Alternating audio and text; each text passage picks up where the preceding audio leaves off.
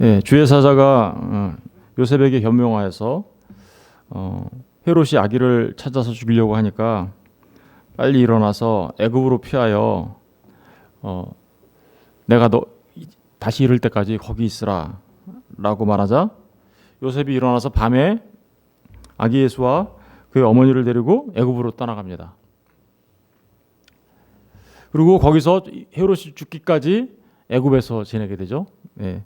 15절에 보니까 헤롯이 죽기까지 이렇게 기록되어 있죠. 헤롯은 언제 죽었냐면요. BC 4년 3월 혹은 4월 달에 죽었다라는 게 이제 역사가들의 기본적인 얘기입니다. 그러니까 예수님께서 그 전에 이미 BC 4년 이전에 태어나셨다는 걸 알겠죠. 그죠? 그러니까 우리가 지금 BC와 AD로 나눠서 역사를 우리가 알고 있는데 우리가 AD 1년을 예수님 탄생한 걸로 우리가 알고 있잖아요. 그죠? 근데 그게 사실 그게 아니고 좀 약간 차이가 있습니다. 그래서 이 역사가들이 잘못 계산하는 바람에 이런 오류가 발생했는데 어쨌든 우리는 그걸 다 감안해서 이해하면 되니까요. 헤롯이 죽기까지 거기 있었으니 이는 주께서 선지자를 통하여 말씀하신 바 애굽으로부터 내 아들을 불렀다 함을 이루려 함이다. 애굽으로부터 내 아들을 불렀다. 이 말씀은 이제 우리가 잘 아는 대로 호세아에서 인용해 온 말씀이죠. 우리 호세아서 잠깐 가서 보고 올까요? 호세아서 구약성경 1266페이지 호세아서 11장 1절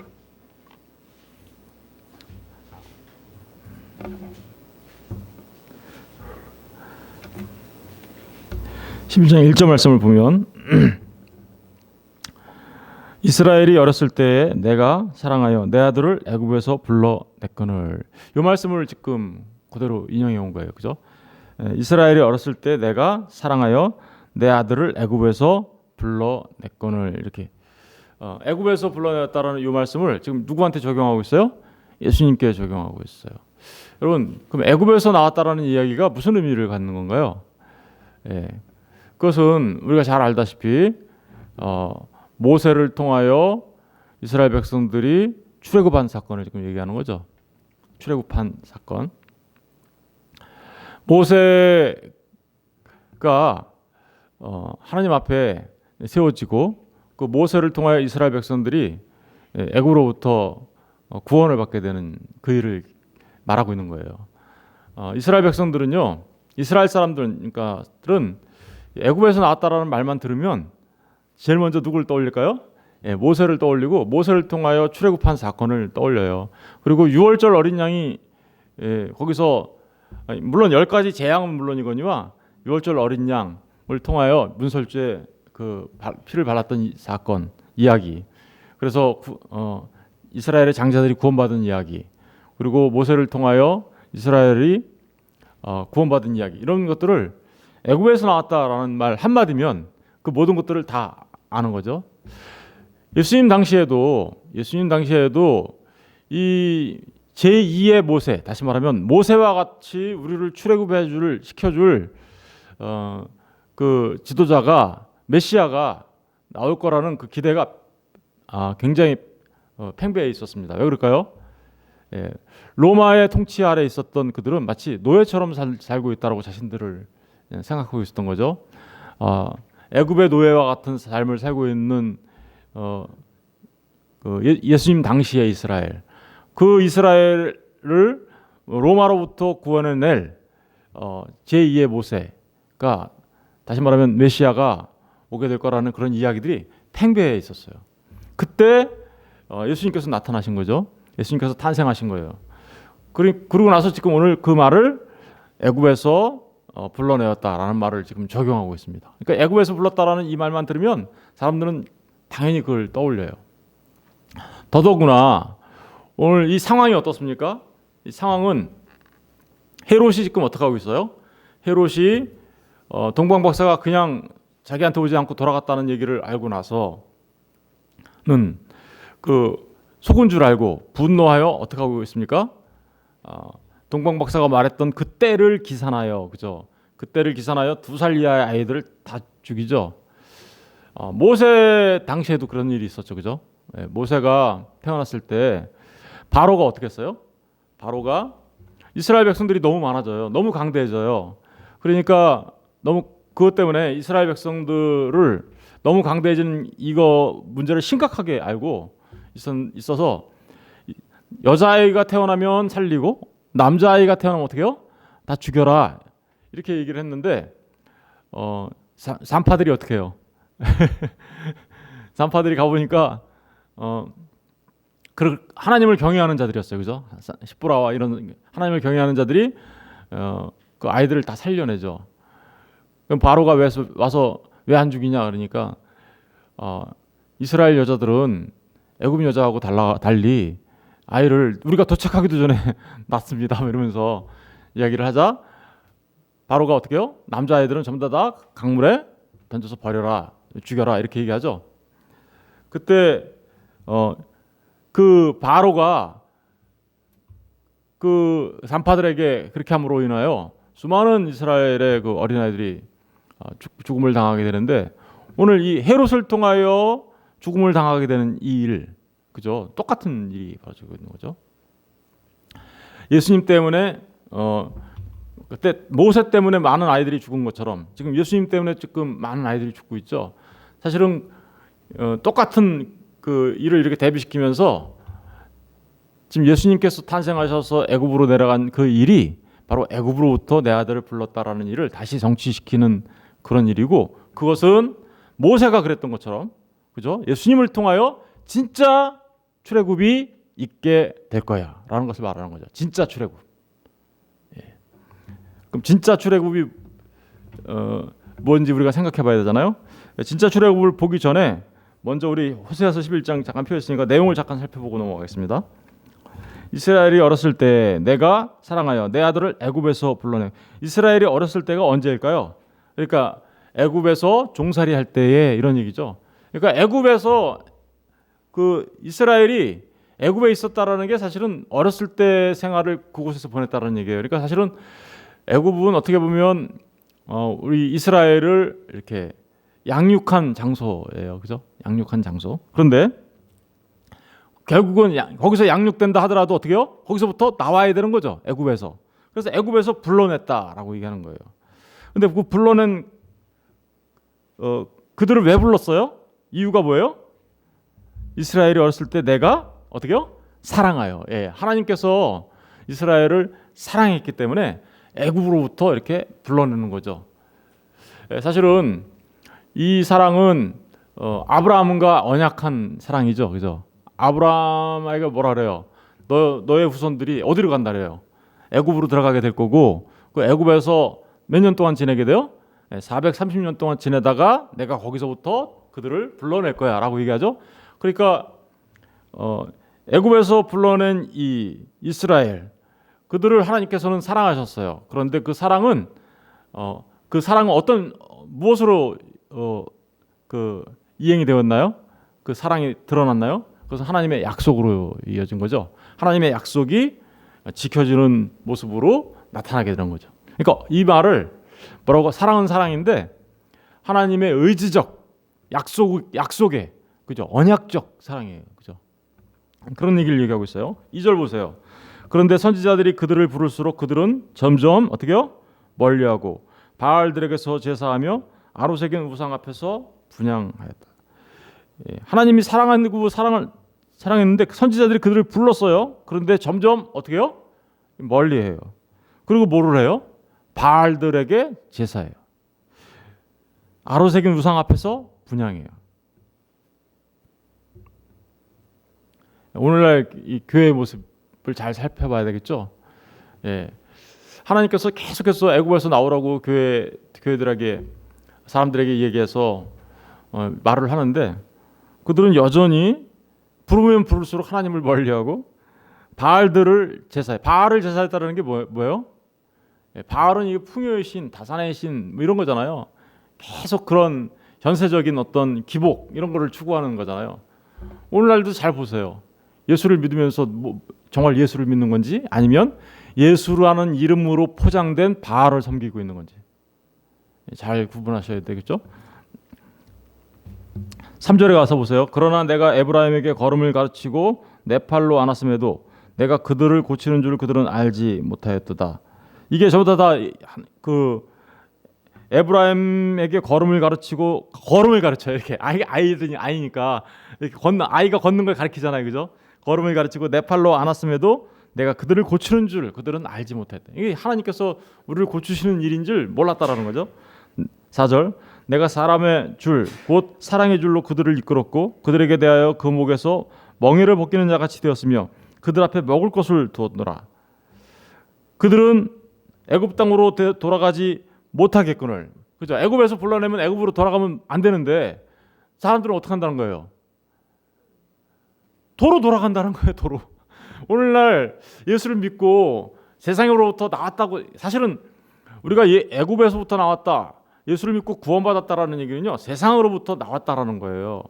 세상으로부터 그걸 말하면 세상으로부터 나왔다는 얘기 자체가 뭐예요? 엑소도스, 다시 말하면 출애굽이거든요. 그거를 누가는 별세라고 얘기해요. 좀 이따가 한번 살펴볼게요. 별세. 그런데 계속해서 애굽으로 돌아가려고 하죠. 내게 돌아오기를 싫어하거늘. 그래서 어떻게 해요? 아수르 사람이 그 임금이 될 것이다. 뭐예요? 이들에게 뭐가 있다는 거예요? 심판이 있을 것이다 라는 얘기를 하는 거죠. 6절 칼이 그들의 성읍을 치며 빗장을 깨트려 없이 하리니 이는 그들의 계책으로 말미암음이라. 내 백성이 끝끝내 내게서 물러가나니 비록 그들을 불러 위에 계신 이에게로 돌아오라 할지라도 일어나는 자가 하나도 없도다. 정말 하나님의 심판이 그렇게 불러냈는데도 다시 애굽으로 돌아가겠다고 하면서 하나님의 심판을 받아 마땅한 존재들이라는 걸 지금 얘기하고 있어요. 그런데 8절에 보시면 에브라임이여 내가 어찌 너를 놓겠느냐, 이스라엘이여 내가 어찌 너를 버리겠느냐, 내가 어찌 너를 아드마같이 놓겠느냐, 어찌 너를 스보임같이 두겠느냐. 여기 아드마와 스보임은 망한 성읍이에요. 내 마음이 내 속에서 돌이키어 나의 긍휼이 온전히 불붙듯하도다. 내가 나의 맹렬한 진노를 나타내지 아니하며 내가 다시는 에브라임을 멸하지 아니하리니 이는 내가 하나님이요 사람이 아니라 내 가운데 있는 거룩한 이니 진노함으로 내게 임하지 아니하리라. 그들은 사자처럼 소리를 내시는 여호와를 따를 것이라. 여호와께서 소리를 내시면 자손들이 서쪽에서부터 떨며 오되 그들은 애굽으로부터 어떻게 해요?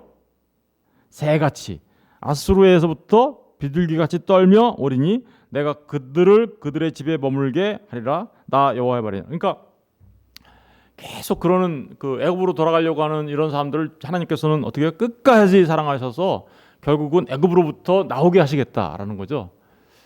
애굽으로부터 나오는 게 사실은 진짜 구원이에요. 그죠? 애굽으로부터 나오는 게. 그런데 오늘날 사람들은 자꾸만 예수를 믿는다고 하면서도 여전히 애굽으로 다시 돌아가죠. 애굽으로 다시 돌아가서, 그래서 진짜 엑소도스는요, 이 세상과 별세하는 겁니다. 별세가 뭐예요? 별세가 원래는 돌아가신다는 뜻이죠. 그런데 사실은 별세라는 말은 세상과 이별한다는 얘기예요. 우리 누가복음 잠깐 가서 볼까요? 누가복음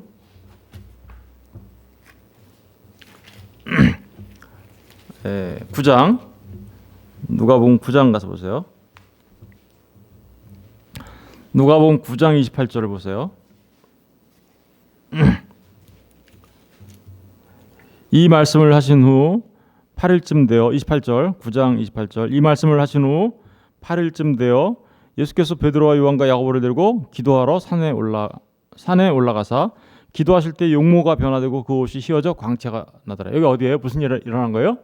변화산 사건이죠, 그죠? 그런데 문득 두 사람이 예수와 함께 말하니 이는 모세와 엘리야라. 영광 중에 나타나서 장차 예수께서 예루살렘에서 별세하실 것을 어떻게 해요? 말할세. 여기 별세 나오죠?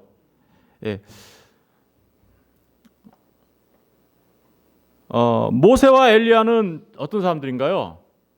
방금 전에 여태까지 말씀드렸던 게 모세는 출애굽했던 사람, 엘리야는요. 모세의 무덤이 이 세상에 있어요, 없어요? 모세는 죽었죠. 그런데 모세의 무덤을 발견할 수 없죠. 모세는 이 땅에 흔적조차 없는 것처럼 나타나요, 그죠? 엘리야는요. 엘리야도 이 땅에 흔적도 없죠, 그죠? 왜요? 그도 병을 타고 하나님께로 들어올려서 철저하게 이 사람들 어떤 사람들이에요?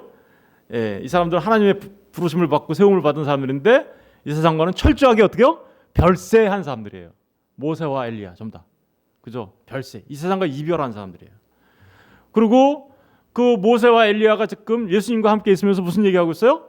별세 얘기를 하고 있어요. 별세. 이 세상과 이별. 그런데 예수님께서 이 별세하는 게 사실은 별세가 두 가지 의미가 있잖아요. 하나는 죽는 거, 또 하나는 이 세상과 이별하는 거잖아요. 근데 그러니까 죽는 게 뭐예요? 예수님께서 십자가에서 달려 죽으시는 그 십자가가 정말 별세라는 거예요. 그죠? 그 십자가를 통과하는 자들이 진짜 별세하는 거다. 너네. 그렇게 얘기하는 건데 그 별세라는 단어가 이게 헬라 말로 뭐냐? 엑소도스예요. 이 말이 출애굽이라는 말이에요. 그러니까 진짜 출애굽은 어디서 일어나는 거예요? 예수님의 십자가에서 죽으심을 통하여 그 십자가를 통과할 때 진짜 별세, 엑소도스가 일어난다. 그러니까 이분이 진짜 그야말로 모세가 모형이었다면, 그죠? 모세가 출애굽을 시키신 자로서의 모형이었다면 진짜 출애굽을 일으키시는 그 원형 되신 분이 누구라는 거예요? 우리 주 예수 그리스도시라는 것을 말하고 있는 겁니다. 애굽에서 불러내었다. 누구를요? 주님을요. 그러니까 이 얘기는 1차적으로는 뭐예요? 주님이 애굽에 갔다가 애굽에서 나온다는 얘기죠. 그 얘기가 누구와 같이 된다라는 거예요? 모세와 같이 된다라는 얘기예요. 근데 그 모세와 같이 되는 그 일이 실제로는 별세하시는 것. 다시 말하면 십자가에 달려 죽으시고 이 세상과 이별하시는 그 일들을 통하여 진짜 출애굽이 일어나는 거야. 그 십자가에 함께 죽고 함께 사는 자가 진짜 엑소도스 하는 사람들이야 라는 뜻이 여기 안에 들어가 있는 거예요. 그런데 여러분, 그러면 애굽이 정말 어딜까요? 애굽은요 애굽에서부터 나와야 되잖아요. 그 지리적으로 말하는 그 애굽을 말하는 걸까요? 아니죠. 그 애굽은 이 세상을 말하는 거라는 걸 금방 알 수 있겠죠. 그럼 이 세상에서부터 나오는 건데 그 이 세상이 이 세상이라는 건 이 세상 말하는 거예요. 죄악된 이 세상을 말하는 거예요. 그런데 더 놀라운 건 그 이 세상이 그 애굽이 사실은 어디냐면 예루살렘이에요. 예루살렘이 애굽이라고 얘기해요. 우리 이제 요한계시록 11장 잠깐 가서 볼까요? 요한계시록 11장.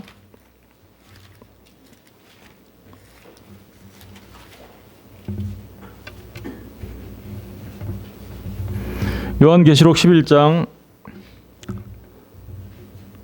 7절을 한번 보겠습니다. 7절. 요한계시록 11장 7절. 그들이 그 증언을 마칠 때에 무저갱으로부터 올라오는 짐승이 그들과 더불어 전쟁을 일으켜 그들을 이기고 그들을 죽일 터인즉 그들의 시체가 큰 성길에 있으리니 그 성은 영적으로 하면 뭐예요? 소돔이라고도 하고 애굽이라고도 하니 곧 그들의 주께서 십자가에 못 박히신 곳이라. 이게 무슨 얘기를 하는 거냐면요. 두 증인, 다시 말하면 이 교회 얘기를 하는 거예요. 증인으로서 살고 있는 교회. 그들이 증언을 마칠 때, 그러니까 교회가 증언을 마칠 때 무저갱으로부터 올라오는 짐승이 그들과 더불어 전쟁을 일으켜 그들을 이기고 그들을 죽일 테니 많은 성도들이 증인으로 살다가 죽게 되는 그죠? 그런 일들을 지금 묘사하고 있어요. 그런데 그들의 시체가 큰 성길에 있으니 그 성은 영적으로 하면 어떻게요? 소돔이라고도 하고 애굽이라고도 하니. 그러니까 성도들이 죽음을 당하는 곳이 어디예요? 소돔, 애굽. 그죠? 그런데 그 소돔과 애굽을 뭐라고 표현하고 있어요? 주께서 십자가에 못 박히신 곳. 주께서 십자가에 못 박히신 곳이 어디예요? 갈보리산이죠. 갈보리죠. 근데 갈보리가 어디 있는 거예요? 예루살렘에 있는 거잖아요. 예루살렘이에요. 소돔과 애굽이. 왜 예루살렘이 소돔과 애굽인가요? 잘못된 성전이 세워져 있는 그곳이 곧 멸망당해야 될 애굽. 거기서부터 나와야 된다는 거예요. 예루살렘 성전이 어땠어요? 예루살렘 성전은 날마다 희생제사 드렸어요. 그리고 바리새인과 서기관과 장로들은요, 자기들이 하나님을 잘 믿는다고 하면서 모든 율법을 다 지키는 것처럼 했어요. 그러나 그들은 정작 누구를 못 알아봤어요? 예수님을 못 알아봤어요. 여러분, 예루살렘이 그 거룩한 곳인 것처럼 보였던 그 성전 예루살렘 성이 거기가 애굽이고요. 거기가 소돔이었어요. 오늘날 교회가 잘못하면 예루살렘 성전처럼 될 수 있어요. 잘못된 말씀, 잘못된 거짓 복음 이런 것들이 판을 치면 거기가 곧 뭐가 될까요? 예, 소돔과 고모라와 같은 마치 애국과 같은 그러한 장소가 되죠. 그런데 거기서부터 나오는 게 뭐예요? 그러니까 구원이에요. 잘못된 가르침과 잘못된 그 성전 거기서부터 나오는 게 나와야 돼요. 그리고 이 세상으로부터 이별해야 돼요. 그게 바로 구원입니다. 여러분 정말 너무나 중요한 말씀을 제가 지금 드리고 있는 거예요. 여러분 정말 예수로 알고 믿어야지 예수를 바알로 알고 믿는 오늘날과 같은 이런 슬픈 역사예요. 지금 사실은 예수를 바알로 알고 믿어요. 예수를 아세라로 믿어요. 예수를 다곤신으로 믿어요. 그러면 그 모든 것은 그렇게 할 때 거기가 뭐예요? 거기가 소돔이고 거기가 애굽이에요. 거기서부터 나오라는 거죠. 나와라 내 백성아, 애굽으로부터 나와야 돼. 애굽에서 나와서 새처럼 나에게로 와야 돼. 지금 아까 그러잖아요. 호세아에서 새처럼 나에게로 와라 여호와께. 그죠? 주님께 바로 와 달려와라. 그게 진짜 출애굽이다라고 얘기하는 거죠. 우리 요한계시록 18장도 잠깐 가서 볼게요. 늘 보는 말씀이지만 요한계시록 18장 1절. 요한계시록 18장 1절부터 읽어볼게요. 그 애국과 소돔은 예루살렘 성전을 말하기도 하지만 바벨론을 말하기도 합니다. 18장 1절. 이 일 후에 다른 천사가 하늘에서 내려오는 것을 보니 큰 권세를 가졌는데 그의 영광으로 땅이 환하여지더라. 심찬 음성으로 외쳐 이르되 무너졌도다 무너졌도다 큰 성 바벨론이요 귀신의 처소와 각종 더러운 영이 모이는 곳과 각종 더럽고 가증한 새들이 모이는 곳이 되었도다. 그 음행의 진노의 포도주. 음행이라는 게 뭐예요? 간음이고 우상 숭배잖아요. 이게 아까 그죠? 말미암아 만국이 무너졌으며 또 땅의 왕들이 그와 더불어 음행하였으며 땅의 상인들도 그 사치의 세력으로 치부하였도다 하더라. 4절. 또 내가 들으니 하늘로부터 다른 음성이 나서 이르되 내 백성아 거기서 나와. 어디서부터 나오래요? 바벨론에서 나와. 이 바벨론이 소돔이고요. 이 바벨론이 애굽이고요. 이 바벨론이 옛 성전 예루살렘이에요. 거기서부터 나와. 그의 죄에 참여하지 말고 그가 받을 재앙을 받지 말라. 여러분 애굽에서 나온다라는 말의 의미가 무슨 의미인지 아시겠죠? 애굽에서 정말 우리가 애굽에서 나오는 것은 이제 우리 모두가 십자가로 돌아가는 겁니다. 주님이 별세하신 그 자리, 그죠? 이 세상과 이별하는 자리. 그리고 그 진리 가운데 있는 사람들, 그 사람들이 진짜 애굽에서 나와 별세하며 출애굽한 사람들이에요. 그리고 정말 주님을 주님으로 아는 사람들, 주님이 바알이 아니라 주님이 이게 참 진짜 제가 오늘날 이 복음이 너무나 많이 변질돼 가지고요. 이제는 말하기가 진짜 힘든 시대가 되었어요. 이게 옛날 같으면 누가 이단이다, 누가 잘못됐다라고 얘기하면 금방 구분이 되는데 오늘날에는요. 이게 정말 구분조차도 하기 힘든 상태로 막 뒤죽박죽 섞여 있어 가지고 사람들이 그냥 구분을 못 해요. 분별을 못 해요. 분별을 못 하고 그냥 신앙생활해요. 그러니까 참 그런 모습을 보는 제 마음이 또 참 안타깝죠. 안타깝고 사람들로 그런 부분들을 구분할 수 있도록 하기 위하여 애를 쓰고는 있지만 참 잘 구분을 못 하시는 것 같아요. 여러분 정말 우리가 이 교회 안에 있어도 있다고 해서 우리가 정말 출애굽한 사람이냐? 그렇지 않아요. 정말 여러분이 정말 주님으로 온전히 만나야 한다라는 거죠. 그 진리를 바르게 깨달아 알고 하나님의 말씀으로 돌아가서 정말 주님의 그 십자가가 무엇인지, 주님이 왜 우리의 주님인지 이런 부분들을 정확하게 아셔야 비로소 주님과 함께 어떻게 하는 사람 돼요? 출애굽한 사람으로 세워지는 겁니다. 사도 요한이 얼마나 안타까웠으면 이렇게 얘기할까요? 내 백성아 거기서 나와 그의 죄에 참여하지 말고 그가 받을 재앙을 받지 말라. 여러분, 저와 여러분 모두는 진짜 그 진리를 잘 분별하시는 분들 되었으면 좋겠습니다. 여러분, 진짜 주님을 만나서 주님과 함께 출애굽한 하나님의 백성으로 세워주시는 놀라운 축복이 저와 여러분에게 있기를 주의 이름으로 축원드립니다. 기도하겠습니다.